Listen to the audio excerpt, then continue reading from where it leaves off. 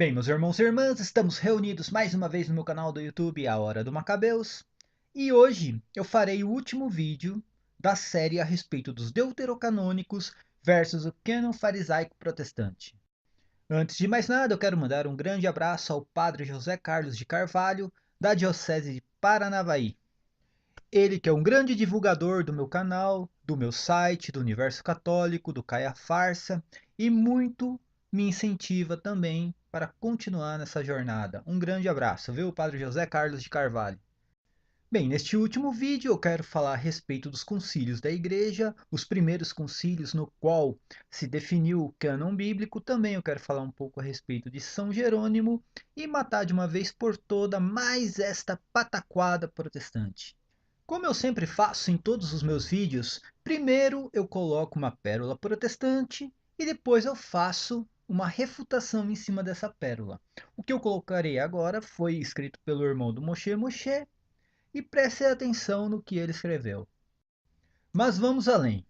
Mesmo se os livros ditos canônicos em Hipona e Cartago fossem rigorosamente os mesmos ditos canônicos em Trento, o que é a realidade, o que isso prova? Lógico que não prova nada. Para um protestante, nada que está documentado na história prova alguma coisa. A única coisa que prova para eles dentro do cristianismo são os seus embustes, seus sofismas, né? E o fantástico mundo protestante. Continuando aqui o que o Moshe Moshe escreveu.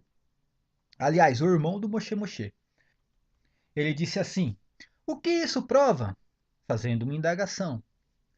E ele responde que a Igreja Antiga como um todo cria que estes livros fossem mesmo canônicos por mais de um milênio, até que chegou o malvadão Lutero e mutilou a Bíblia? É claro que não. O que o catoleigo não vai avisar você é que esses dois concílios citados não eram concílios ecumênicos universais, mas meramente regionais no norte da África, que valiam apenas para aquelas regiões e não para toda a Igreja Universal Católica. Realmente, nesse texto, o cara passou todo o limite do mau caratismo, né? Primeiro, ele insinua que os livros que foram escolhidos em Hipona e Cartago não são os mesmos livros, ou não foram os mesmos livros citados em Trento, né? O que já é um mau caratismo. E depois ele diz que esses concílios foram concílios regionais, tá? Que nós católicos escondemos essa questão, que foram concílios regionais e não concílios universais, e que esses concílios não foram aceitos por toda a Igreja Católica Apostólica Romana. Mas será que isso é verdade? Eu vou desmascarar esse embusteiro agora. Sobre os livros escolhidos em Hipona e Cartago serem os mesmos citados em Trento, isso já foi refutado nos vídeos anteriores. Vamos refutar agora, neste momento, a questão dos concílios regionais não serem aceitos por toda a Igreja Católica Apostólica Romana e também o fato de que nós católicos, supostamente, escondemos o fato de que os concílios de Cartago e Hipona foram concílios regionais e não universais. Prestem atenção como se acaba com um embusteiro. Este print eu retirei do meu site de um artigo no qual eu escrevi a respeito dos deuterocanônicos. O artigo se chama Os 7 livros acrescentados no Concílio de Trento. Presta atenção no que diz este artigo. Finalmente, vamos chegar ao século IV e V, onde foram realizados os 3 principais concílios regionais. Isto está escrito no meu artigo. Como que nós católicos escondemos o fato de que o concílio de Hipona e o concílio de Cartago foram concílios regionais? Eu vou ler de novo, preste atenção. Finalmente vamos chegar ao século IV e V, onde foram realizados os 3 principais concílios regionais. para definir os livros que iriam compor o cânon bíblico das Escrituras Sagradas. Observem nas atas desses concílios como os bispos de Cartago e Hipona necessitaram da aprovação do bispo de Roma quanto ao cânon por eles definidos. O cara que escreveu essa palhaçada, o irmão do Moshe Moshe, não tem o mínimo de vergonha na cara. Qualquer um que leia o meu artigo percebe perfeitamente que ninguém escondeu o fato de que o Concílio de Cartago, o Concílio de Hipona e até mesmo o Concílio de Roma, que foi anterior aos dois concílios mencionados, foram concílios regionais. O problema é que concílio regional ele é aceito de um comum acordo por toda a igreja. Não existe essa história de que o concílio regional não é aceito por toda a Igreja Católica Apostólica Romana. Tá? A única diferença de um concílio regional para um concílio universal é que esse concílio é realizado apenas em uma determinada região pelos bispos locais. Não quer dizer que a Igreja, de um comum acordo, não aceite esse concílio e suas definições doutrinárias. Agora eu vou mostrar para vocês o que esse embusteiro não mostrou. Por exemplo, na ata do Concílio de Cartago está escrito assim, na sua parte final: isto se fará saber também ao nosso santo irmão e sacerdote Bonifácio. Quem era Bonifácio? Bispo da cidade de Roma, ou a outros bispos daquela região, para que este cânon seja confirmado. O próprio concílio, em sua própria ata, diz que o concílio necessita da autoridade de Roma para ser confirmado. Como que um concílio regional não é aceito por toda a igreja, mesmo ele não sendo universal? Infelizmente, essa é a situação protestante. Mentiras em cima de mentiras, e isso vira uma bola de neve. Vamos agora para outra parte do meu artigo, onde eu cito o Concílio de Hipona. Preste atenção no que está escrito. Concílio Regional de Hipona. Prestem atenção, eu vou reler. Concílio Regional de Hipona. Como que esse embusteiro diz que os católicos escondem que o Concílio de Hipona e o Concílio de Cartago foram concílios regionais? Sinceramente, tem horas que eu sinto vergonha alheia desses protestantes, né? Continuando, lá na última parte da ata do Concílio de Hipona, diz assim: sobre a confirmação deste cânon, se consultará a igreja do outro lado do mar, e também permitida a leitura das paixões dos mártires na celebração de seus respectivos aniversários. Qual era a igreja do outro lado do mar, que deveria confirmar este concílio? É só pegar o mapa. Tá? Eu não vou colocar aqui neste momento, no meu artigo possui o mapa, né? E você pode ver qual era a igreja do outro lado do mar. Tá? A igreja da cidade de Roma, a Santa Igreja Católica Apostólica Romana, que acolhia, de um comum acordo, os concílios de Hipona e de Cartago, como sendo um concílio no qual se definiu o cânon bíblico. E agora vou colocar a última parte do que esse embusteiro escreveu. Ele diz assim: quando os concílios de Hipona e Cartago foram realizados, ainda no final do século IV, a Vulgata de São Jerônimo sequer estava concluída. Mas é lógico, ele descobriu isso sozinho. Sério. É claro, se não existia o cânon bíblico ainda, a Vulgata não tinha como estar concluída. A Vulgata só foi concluída depois da definição do cânon bíblico. Esse cara realmente sofre de uma patologia extrema, né? Bem, continuando o que ele escreveu, ele diz assim: ela só foi concluída no início do século V. Também ele só descobriu isso sozinho. Não teve ajuda de ninguém, né?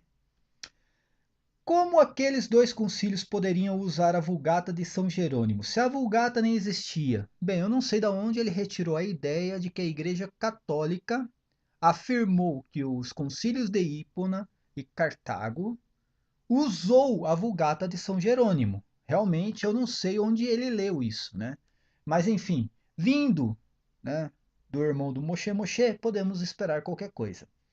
E continuando o que ele escreveu, ele diz assim: e mesmo se já existisse, nenhuma versão ganhava autoridade em toda a igreja de um dia para o outro. Isso era fruto de um processo que levava tempo. Também ele descobriu isso sozinho, realmente, né? E até Agostinho chegou a discutir com Jerônimo sobre erros em sua tradução.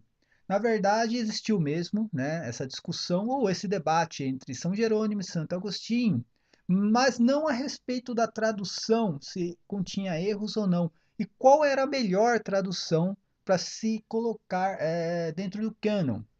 Todo mundo sabe que São Jerônimo defendia o hebraico, né? E Santo Agostinho defendia o grego. Né? Esse foi o debate. Mas, enfim, esse debate não era a respeito dos deuterocanônicos, não era a respeito dos livros, e sim da tradução. Qual era a melhor tradução, o grego ou o hebraico? E no último parágrafo que ele diz assim: as versões usadas na igreja da época eram a versão grega e a antiga Vulgata. Em ambas, os livros de Primeira Esdras eram um apócrifo, que Jerônimo chamou de Terceira Esdras na sua versão. Eu não vou perder muito meu tempo comentando sobre São Jerônimo, do que ele chamou de apócrifo ou não, porque o próprio Jerônimo ele escreveu, por exemplo, na Apologia contra Rufino, que aquilo não era o pensamento dele. Prestem atenção, ele diz assim: pois eu expliquei não o que eu pensava, mas o que eles, os judeus, comumente diziam contra nós. E São Jerônimo, por sua vez, ele aceitava o concílio de Nicéia, ou seja, ele aceitava a autoridade da igreja a respeito do cânon bíblico. Prestem atenção no que São Jerônimo escreveu. Entre os judeus, quem eram esses judeus? Os próprios fariseus. Né? O livro é chamado de apócrifo. Além disso, desde que foi escrito em língua caldeia, é encontrado entre os livros históricos apenas. Mas desde o Concílio de Nicéia é contado junto ao número das Escrituras Sagradas. Eu tenho me submetido à sua decisão. Observem como é fácil refutar um protestante, ainda mais um embusteiro desse, né? Que se utilizou de sofismas protestantes para tentar justificar a sua própria heresia e a mutilação satânica, que na verdade não foi apenas Lutero, né? Todo mundo sabe que os protestantes foram retirando livros e adulterando a Bíblia ao longo do tempo. E para terminar, eu deixarei exposto os comentários da Sociedade Bíblica do Brasil. Para quem não sabe, este print eu retirei do site da Sociedade Bíblica do Brasil, mas o link de acesso não existe mais.